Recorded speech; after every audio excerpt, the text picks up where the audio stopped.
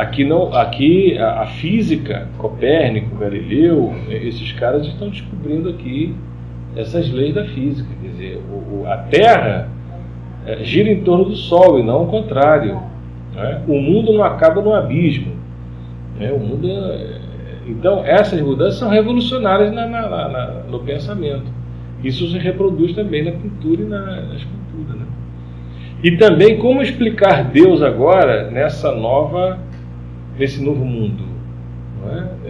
A teologia vai fazer o esforço de explicar Deus nesse novo mundo. Na dimensão política, nós temos aí a era do absolutismo, né?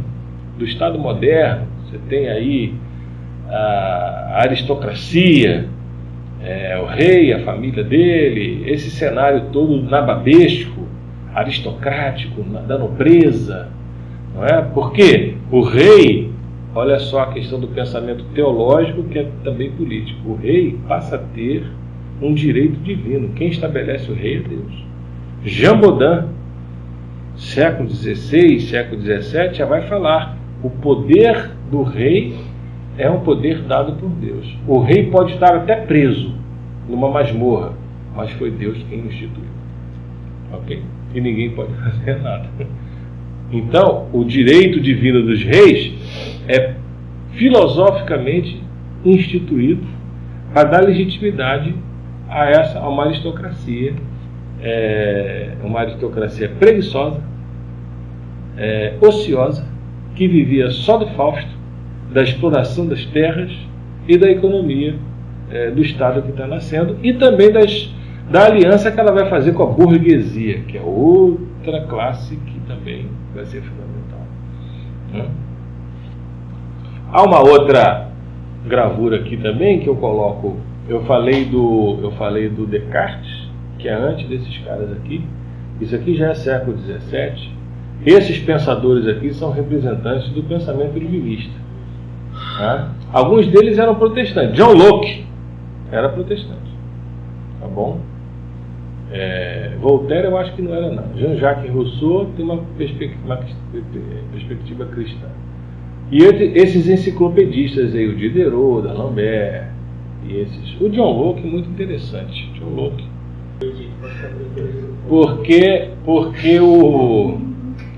Porque ele vai elaborar o pensamento político-filosófico dele no momento em que a Inglaterra, século XVII, ela acaba as chamadas revoluções inglesas. A Inglaterra virou uma guerra civil. Calvinista de um lado, anglicano de outro, católico do outro, congregacionalista do outro, batista, calvinista, puritano, todo mundo brigando. E uns eram contra a monarquia e outros eram a favor da monarquia. Vai ter rei ou não vai ter rei? Qual foi a síntese? Nós vamos ter rei, mas quem manda é o parlamento. Então a Inglaterra inventou uma coisa chamada monarquia parlamentarista. Quando há um acordo político entre essas frações sociais, o John Locke vai elaborar o pensamento dele, e a Inglaterra estava num momento econômico propício para a expansão. John Locke vai falar o seguinte: a Inglaterra tem direito a ir para outras terras e conquistar essas terras. Okay? Porque essas terras são um grande vazio. Ele estava se referindo a quê? A América. As Américas. Lá não tem ninguém, é um grande vazio.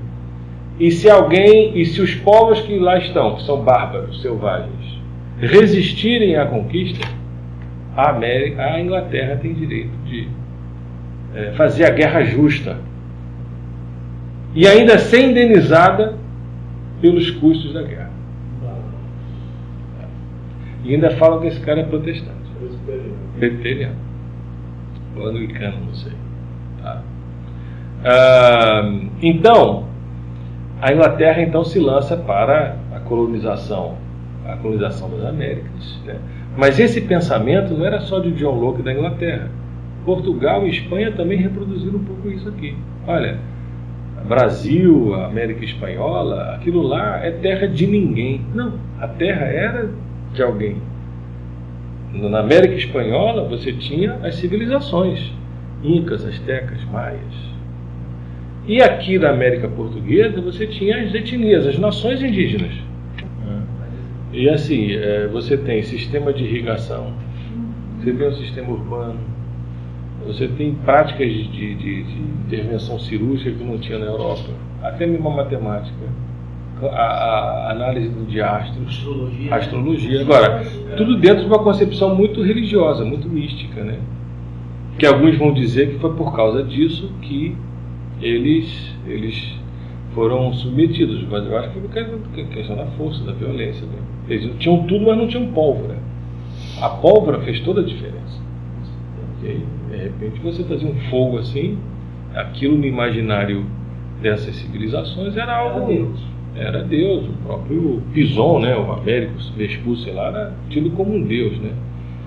Então, até mesmo as profecias apocalípticas dessas civilizações falavam do fim, né? Do fim de uma era. Então, é um conjunto de fatores aí que levou. Isso. Agora, o que chama a atenção para a gente é que na Europa eles estão inventando um pensamento filosófico para legitimar a invasão e a conquista dessas regiões. E aí, o indígena não tem alma, o indígena é bárbaro, é selvagem, ele é ele é animal, ok? Toda uma linguagem para deslegitimizar. E eles estão ainda hoje, né? Olha, eu diria que existe hoje uma consciência na Europa e nos Estados Unidos, não todos, mas em alguns segmentos, alguns ciclos assim, que tem plena consciência do que a Europa fez e tem essa perspectiva de uma dívida com relação à América. Agora, em termos de políticas oficiais, em termos de... Não tem nenhuma, pelo contrário. Quanto mais a política no século XIX, no século XX, com relação à América Latina, foi de continuar a extorsão de riquezas daquilo que é o máximo que for possível. Entendeu? É como se o destino histórico da América Latina, da África e de parte da Ásia fosse suprir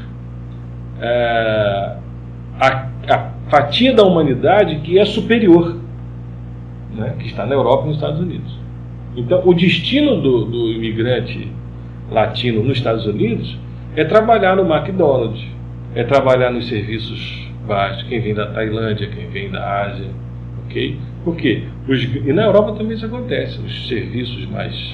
né, são feitos por imigrantes, por refugiados. Agora, recentemente, o Evo Morales, presidente da Bolívia, fez um discurso na ONU e ele falou da quantidade de prata que foi retirada da Bolívia, sobretudo de Potosí, né, e que daria para pagar a dívida e ainda ser ressarcido. Né? Mesma coisa somos nós. Agora, o que acontece é o seguinte: quando a América Latina, os países, quando a América Latina, no início do século XIX, a gente vai ver isso no mapa, ela começa a se tornar independente, México, 1810, Haiti, 1808, Brasil, 1822, Argentina, Paraguai, as elites dessas nações que estavam nascendo, dessas nações que estavam surgindo, elas fizeram uma aliança com essas metrópoles, com os países que... Então isso até hoje, quer dizer, nós temos uma elite que está de costas para o Brasil. E que, na verdade, acha que o Brasil é só fornecedor para esse primeiro mundo. Mas isso daí vai longe. Bom, na modernidade, então, além daqueles outros paradigmas que eu falei, que eram quais, hein? Paradigma político, o renascimento cultural, o Estado moderno, o iluminismo. Mas outros paradigmas. E aí também o paradigma religioso, que foi a reforma. A gente tem que entender a reforma protestante no quadro de mudanças paradigmáticas. A reforma e a contra-reforma católica. Tá? A reforma e a contra-reforma católica, que a gente vai falar daqui a pouco. Aliás, eu escrevi hoje um artigo para a revista Ultimato, falando da reforma protestante, a contra-reforma católica e a reforma que foi contra a reforma. Okay? Dentro do quadro da reforma protestante, houve movimentos que foram contra a própria reforma. E aí eu estou até pensando em dar esse artigo para vocês lerem, para a gente fazer uma discussão aqui na aula que vem. Tá? E a reforma foi uma cisão da cristandade, como eu já falei. Também, um outro paradigma que a gente pode colocar, e que a gente estava fazendo essa discussão aqui agora, é o paradigma civilizacional. Esses países, sobretudo, primeiramente Portugal e Espanha, depois Holanda, depois Inglaterra, até o século XIX, quando chegam no período imperialista, o neocolonialismo, essas nações se lançaram às Américas e às Áfricas para colonizar. E a colonização é isso mesmo: chegar, invadir, ocupar, dominar, converter, ok? Extrair a riqueza ao máximo daquilo e expandir o império. Isso tudo assinado embaixo pelo Papa, ok? Uma teologia sendo feita para legitimar essa dominação. Okay? Então, se você tem uma teologia que fala que os indígenas não têm alma, significa que são como animais. Eu posso dominá-los. Mas é que tá, quando chegam aqui, mesmo os colonizadores e os missionários vão perceber que eles não são animais. Eles têm certas práticas sociais, certos costumes que Teresa estava falando, que eram até melhores do que os da Europa. Certas noções que eram superiores à Europa. Não tecnologicamente. Eles tinham dentes. Tinham dentes. Não tinham algumas noções de moral, né? Que a Europa tinha. Então, isso tudo, esse outro causou um impacto no olhar europeu. Entendeu? Esse outro, e até hoje causa, né? Até hoje, essa coisa de você olhar o outro e como que você extrai. Esse outro é a maneira como a gente olha, que a gente tem que... né?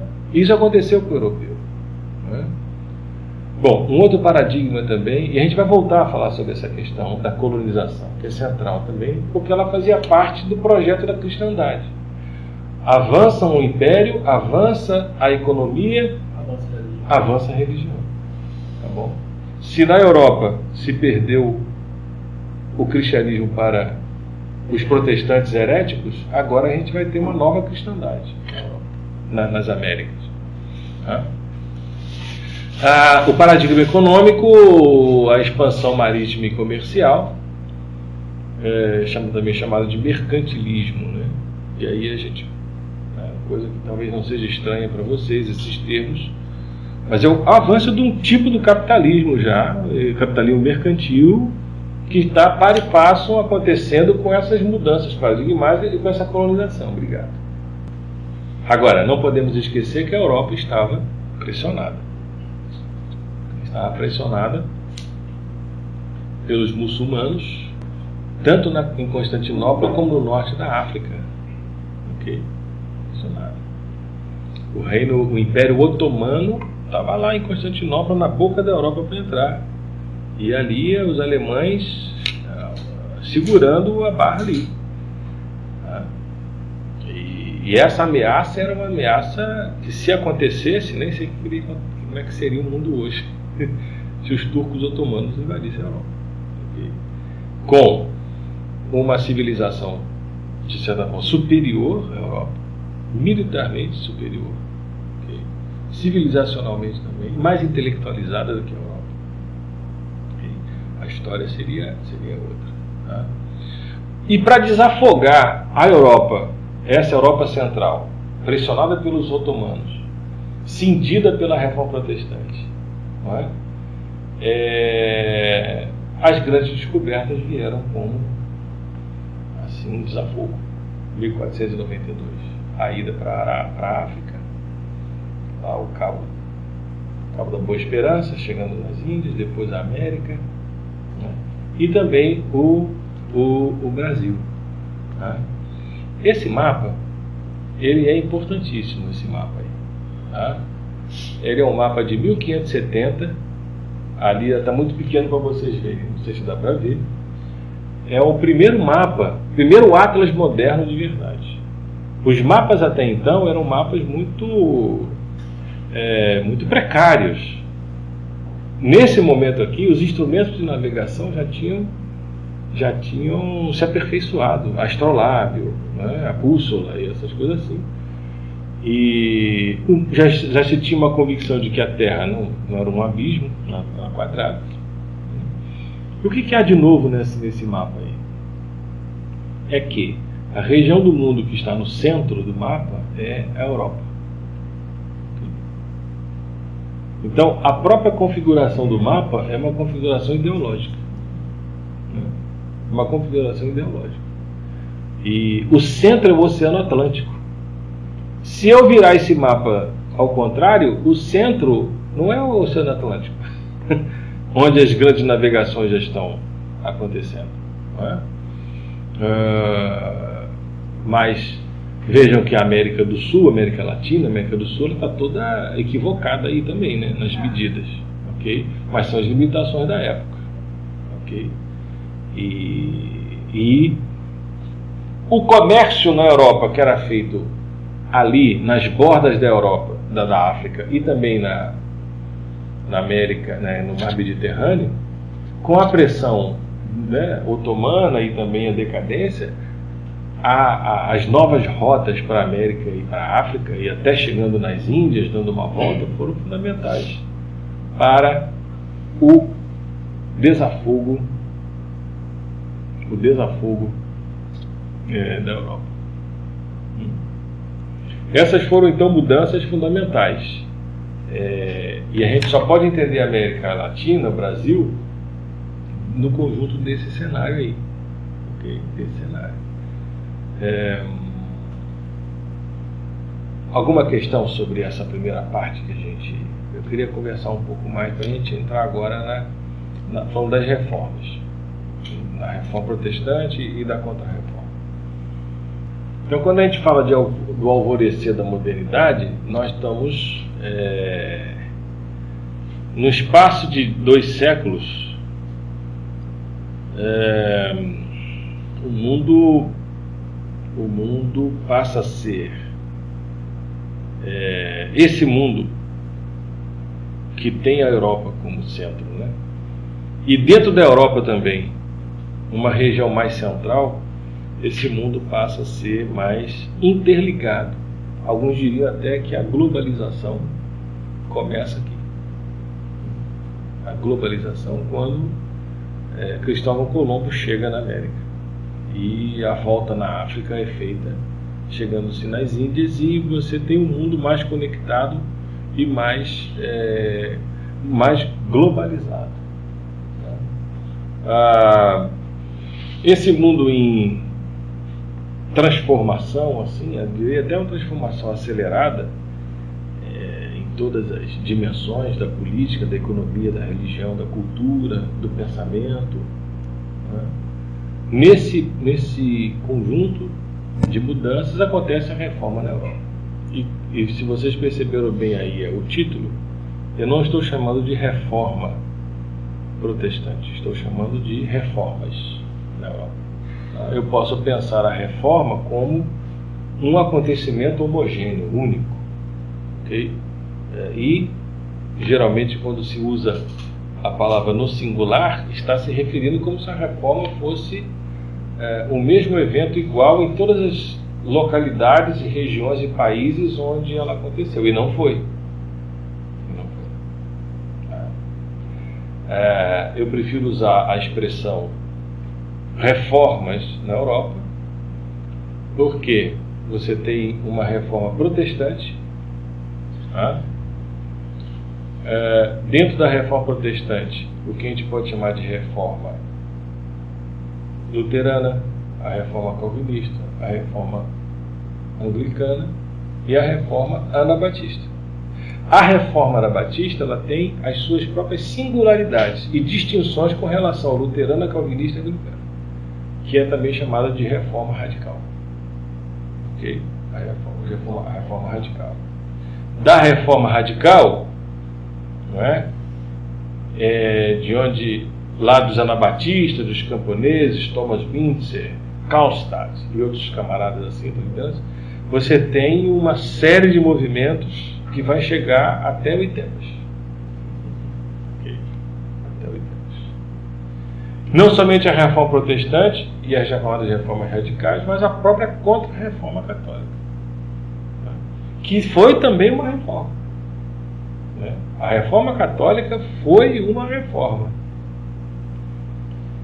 A partir, sobretudo, da realização do Concílio de Trento, ainda no século XVI, segunda metade do século XVI, como uma reação ao movimento reformado que já havia se espalhado pela Europa.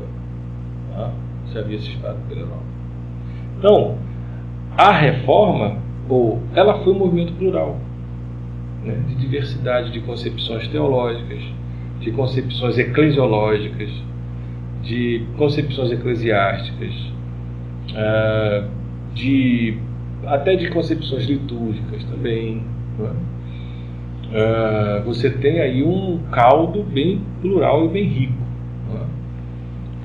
Embora ela tenha sido, vamos dizer assim, o estopim tenha sido Lutero, né? Já havia na Europa predisposições, né? Críticas e movimentos que foram precursores dessas reformas, que no século XVI há uma concentração dessas mudanças. Lutero na Alemanha, Calvino na França e Suíça, né? Genebra,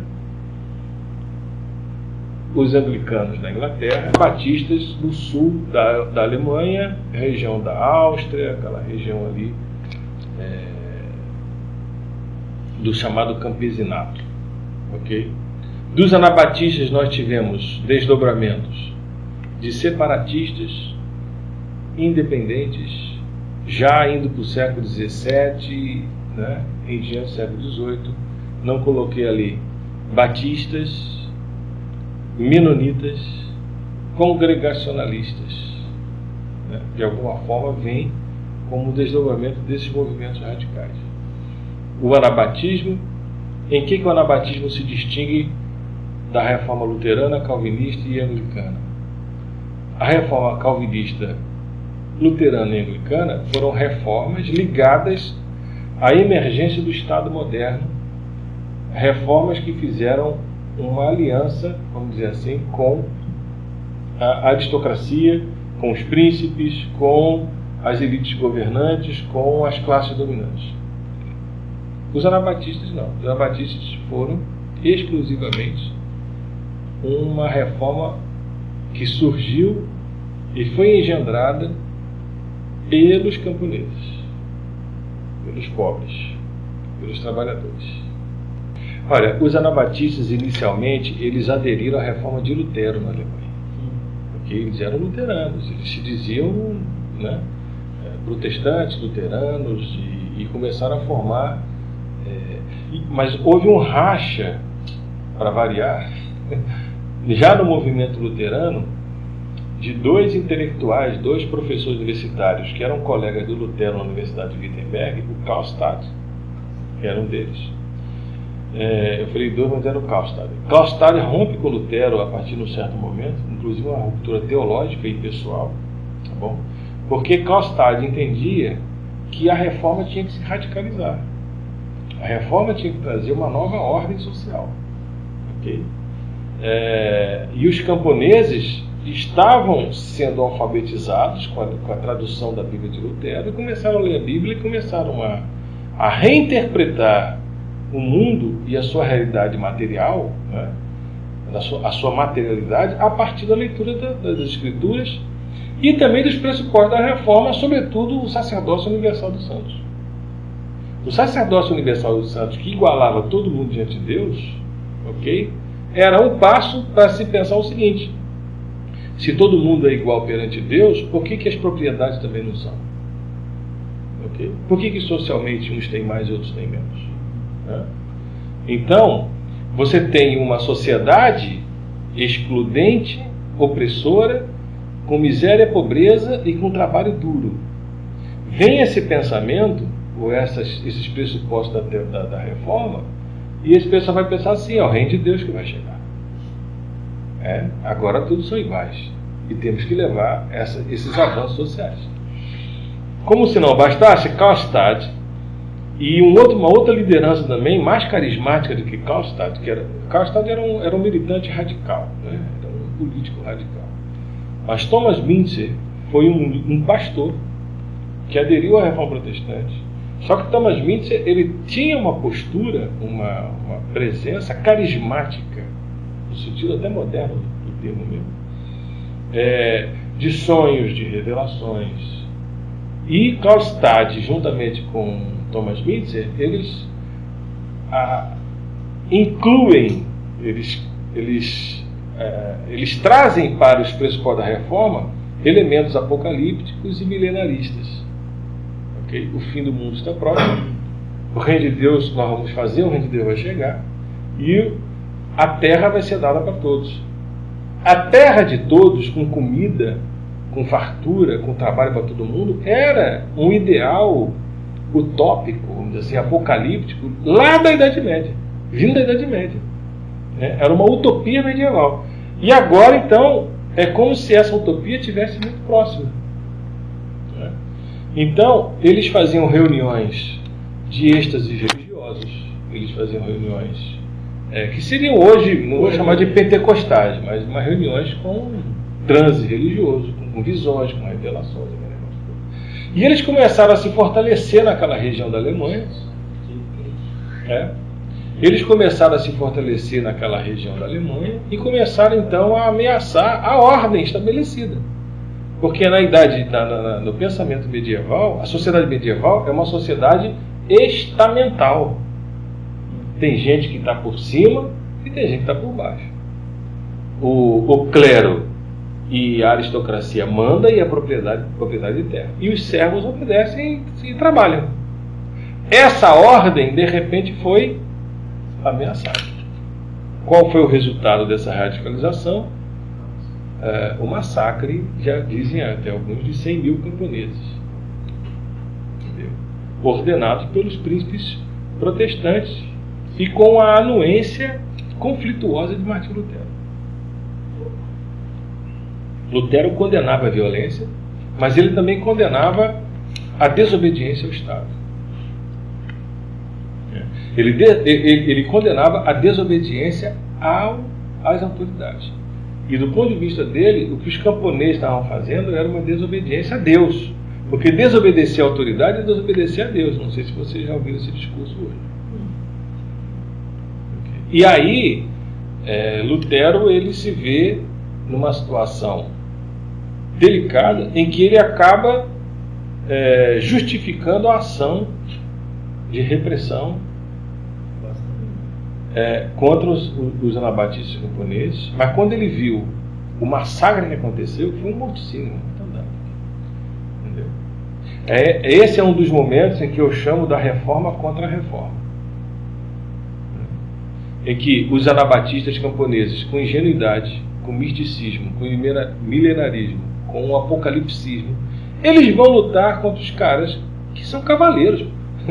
Os donos de terra, os caras sabem montar um cavalo, sabem lutar em cima de um cavalo, tem arma de ferro, entendeu? E, se não me engano, já estava sendo usada a pólvora também. Foi um massacre. No corpo a corpo, um camponês trabalhador não podia lutar contra um camarada que vivia uma vida ociosa e que ia para a academia todo dia, malhar o corpo, e fazia aqueles torneios e treinava a guerra. Não tinha.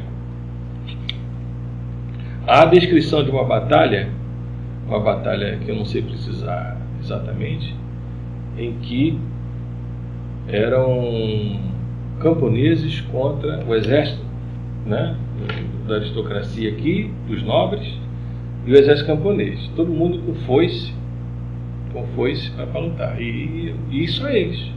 Né? E aí ia haver um massacre numa das batalhas, né? E aí então vem uma mensagem, uma revelação dizendo que eles iam ganhar a guerra. Que eles iam lutar, que eles iam ganhar a guerra. Que a guerra estava vencida. Aquela coisa de... Eu sei que na hora da batalha aconteceu uma mudança do tempo, ok? Em que o exército da aristocracia teve que ir embora. E eles interpretaram aquilo como... E realmente a profecia dizia que havia uma tempestade, não sei o que, e justamente aconteceu. Só que isso aconteceu, só que na próxima batalha. Então, o anabatismo é um movimento fundamental para nós hoje. O que aconteceu com esse movimento anabatista? Ele nunca se transformou, inicialmente, em Estado, em denominação, mas ele se fragmentou e se pulverizou, e se espalhou por toda a Europa. Eram perseguidos políticos, passaram a ser perseguidos políticos. Eu vou rastrear nos institutos de João Calvino as referências que Calvino faz aos anabatistas.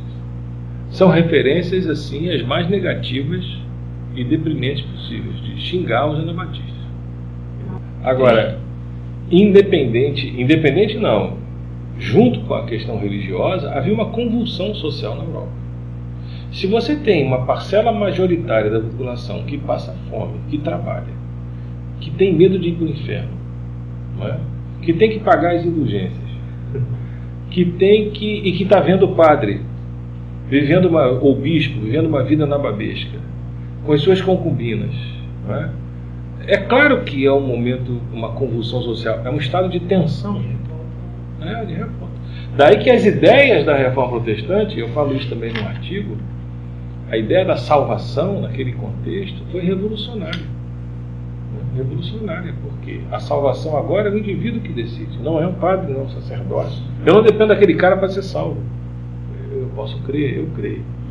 Essa é uma mudança teológica, espiritual, religiosa, mas é também política.